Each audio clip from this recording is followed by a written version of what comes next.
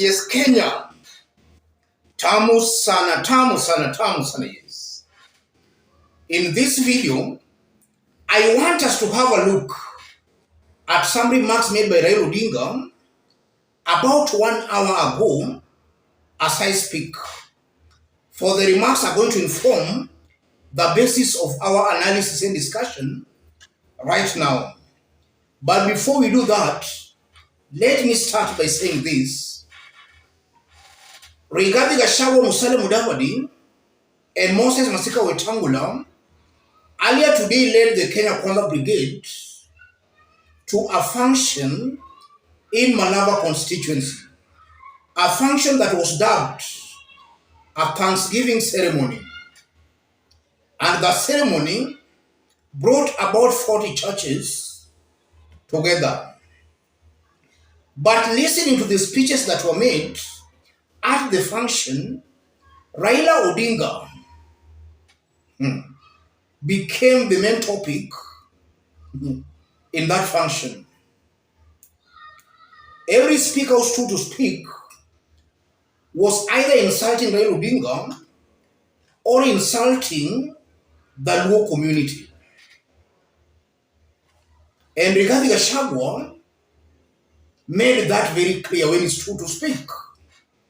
He not only insulted Raila Odinga, but also stereotyped the Luo community, and then he ended his speech by threatening Raila Odinga that Monday's Mandamano will be the last.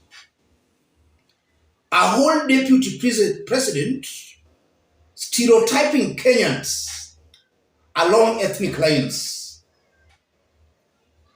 I strongly believe that Rigathi Gachagua is a goon who should be arrested. That's a fact, ladies and gentlemen.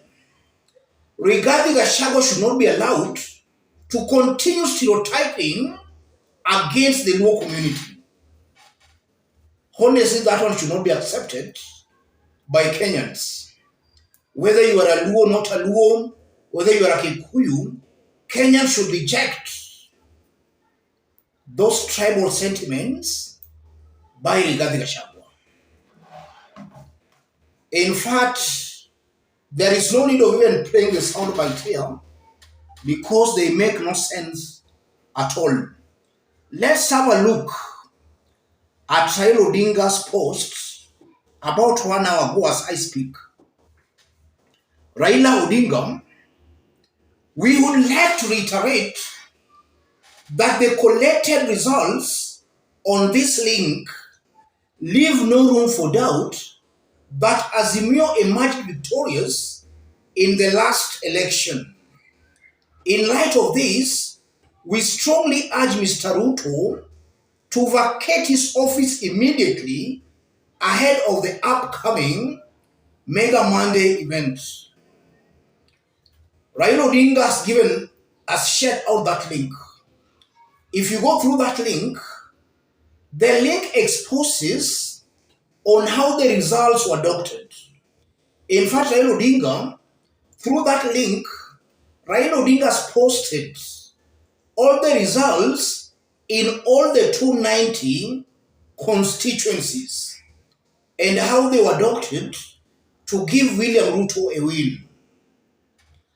And eventually, Raila had 8.11224 56.9%. Ruto had 5,938,160, 41.7%. So Raila Odinga, according to these figures, Raila Odinga won the election with a landslide. And Raila has made it very clear that come Monday, there will be Mega Monday event, the mother of all the demonstrations. It appears Raila Odinga is not backing down. And I strongly believe that's what his supporters also want. Raila's supporters don't want him to back down because they strongly believe Raila Odinga won that election.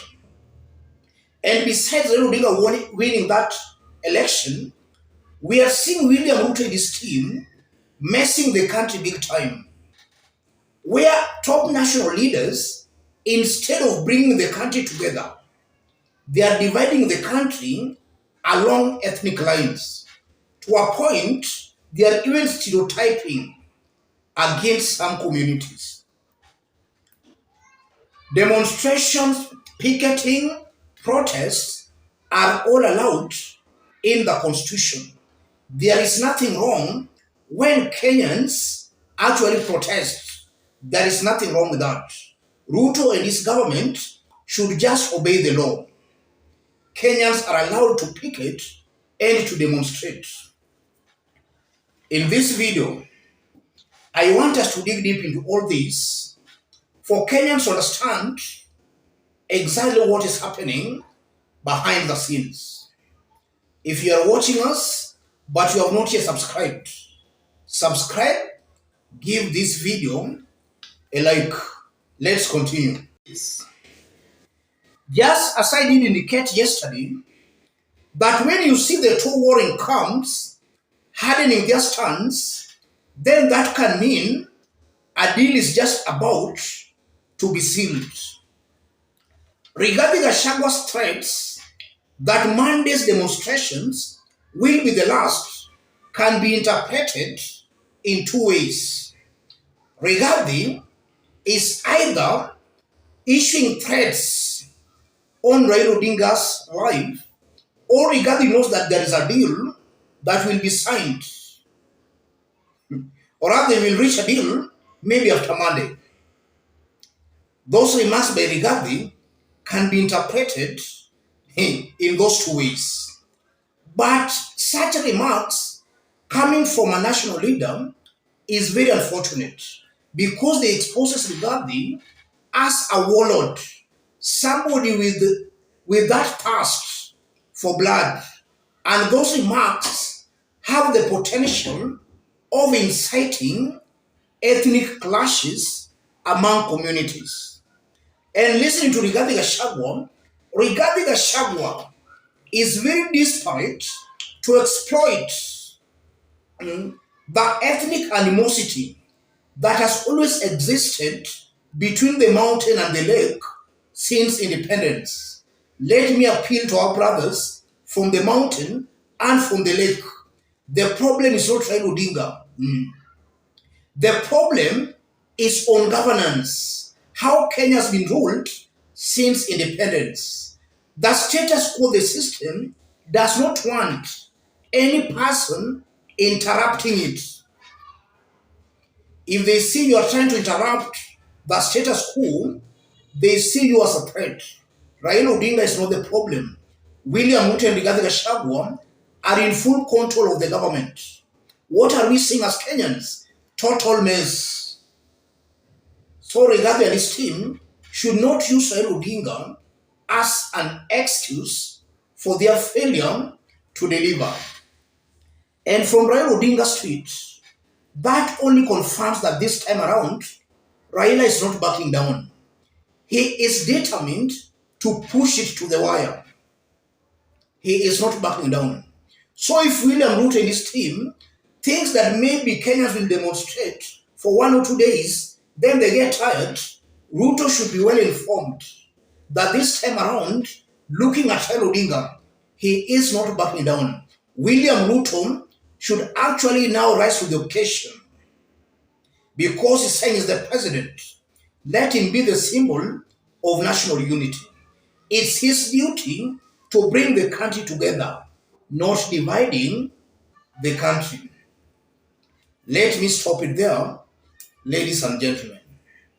But the remarks by Rigathi Gachagua, Kenyans should reject those remarks. And Kenyans can reject those remarks by first of all, the Luo community coming together.